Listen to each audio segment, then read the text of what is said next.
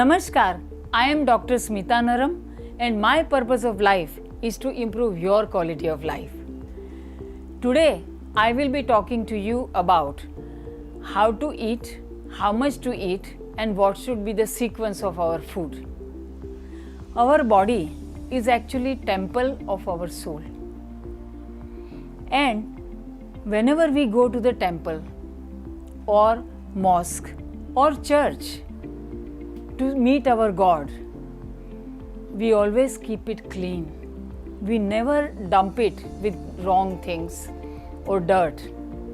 In the same way, it is our dharma to keep this temple clean, nourished with the right food and right diet. Because food is that major thing that we take inside from any external element besides air. And that's why today I will share with you how much to eat and what should be the sequence. It is important, Ayurveda says, that you don't do any akantapan. Akantapan means fill up your food up to the throat. Many times we love something, we eat so much, it is emotional eating. Food is filled up until here. This food will take double the time to digest, and if it doesn't digest, it will only be converted into toxins. So whenever you eat something junk, fried or from refined flour, etc., junk food especially, just eat very less, fill up your tummy only approximately 1/4, 25% only with that food. If you by chance love food so much that you are eating up to here, then do fasting next meal, just with vegetable soup or monk soup. In general, a normal food which is healthy, not so heavy, you can fill up to 75%. And if you are eating some mixture of a little junk food and then little good food, you can fill up to 50% of your stomach.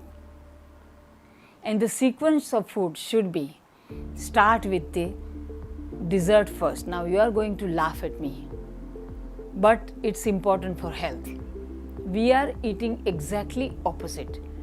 In the beginning, the digestive juices are so powerful and they are so strong that it can digest any heavy food very easily. So if you want to eat fried things like pakoda, samosa, french fries or burgers, etc., or even desserts which is heavy, milk products or wheat products, eat it in the beginning of your meal so that digestive juices can digest it. Followed by everything that is slightly liquid like lentils or gravy, chicken, fish, protein and vegetables. And then lastly, you can have some warm, soupy things which will help your food to churn very well in your stomach. Friends, if you follow this guideline which I have just shared with you, trust me, you will in general stay away from every lifestyle related issues like obesity, diabetes, liver problems, fatty liver, maybe blockages in the arteries or blood pressure, and many more lifestyle related issues will stay away from you all the time. So you stay happy and stay healthy. I will see you again in the next episode.